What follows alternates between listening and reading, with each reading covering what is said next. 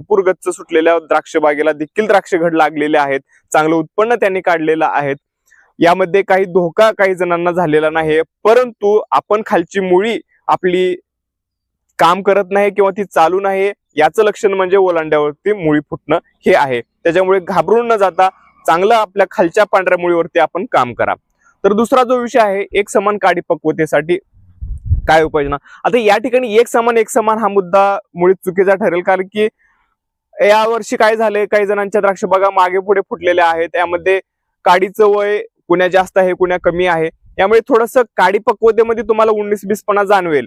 परंतु याच्यासाठी तुम्ही फॉस्फरस पोटॅश या गोष्टीवरती काम केलं तर नक्कीच त्याचा तुम्हाला फायदा होईल. म्हणून साठी आपण एकदा का आपली सपकिन झाली तिथून आपण फॉस्फरस वरती काम करायचंय, पोटॅश वरती काम करायचं. ह्या गोष्टी आपल्याला कुठल्याही माध्यमातून द्राक्ष बागेमध्ये पुरवायच्या आहेत. आणि हे पुरवण्याच्या अगोदर मी वारंवार सांगतोय तुम्हाला, तुमची पांढरी मूळ